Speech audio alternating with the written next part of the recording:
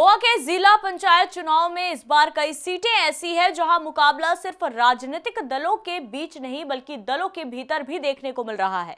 इन चुनावों को 2027 के विधानसभा चुनाव से पहले एक बड़े राजनीतिक संकेत के तौर पर देखा जा रहा है।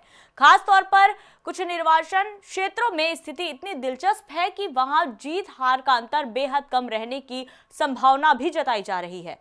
उत्तर गोवा की धारकल और टोकसेम सीटें इस बार सबसे ज्यादा चर्चा में हैं। इन दोनों सीटों पर मुकाबला इसलिए खास माना जा रहा है क्योंकि यहां भारतीय जनता पार्टी ने आधिकारिक उम्मीदवार उतारे हैं, लेकिन इसके साथ ही भाजपा के एक पूर्व उप मुख्यमंत्री और वरिष्ठ नेता ने भी अपने प्रभाव का इस्तेमाल करते हुए अपने दो अलग उम्मीदवार मैदान में उतार दिए। इस स्थिति ने इन सीटों को एक तरह से बीजेपी बनाम बीजेपी की लड़ाई में ही बदल दिया है। पार्टी के भीतर मतभेद और गुटबाजी इन सीटों पर खुलकर सामने आई, जिसका सीधा असर वोटों के बंटवारे पर भी पड़ सकता है। ऐसे में ये देखना अहम होगा कि पार्टी का आधिकारिक उम्मीदवार भारी पड़ता है या स्थानीय प्रभाव रखने वाला नेता का समर्थित चेहरा।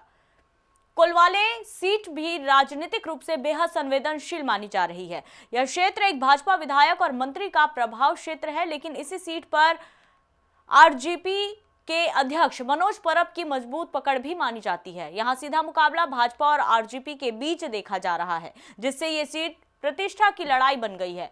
अगर आरजेपी यहां अच्छा प्रदर्शन करती है तो इसे भाजपा के लिए चेतावनी के रूप में देखा जाएगा, खासकर तब जब सत्ताधारी पार्टी के मंत्री का होम टर्फ माना जाता हो। सेंट क्रूज सीट पर मुकाबला और भी जटिल है। यह वर्तमान भाजपा विधायक पहले कांग्रेस के टिकट पर चुनाव जीत चुके हैं और बाद में भाजपा में शामिल हुए थे। हालांकि विधायक अब भाजपा में है, लेकिन क्षेत्र में अब भी कांग्रेस की पकड़ मजबूत मानी जा रही है। इसके अलावा आरजेपी का समर्थन भी कांग्रेस को मिल रहा है। इस वजह से सेंट क्रूज में मुकाबला भाजपा बनाम कांग्रेस आरजेपी समर्थित मोर्चे के रूप में देखा जा रहा है। ये सीट ये तय कर सकती है कि दल बदल करने वाले नेताओं को स्वीकार्यता जमीनी स्तर पर कितनी बनी हुई है।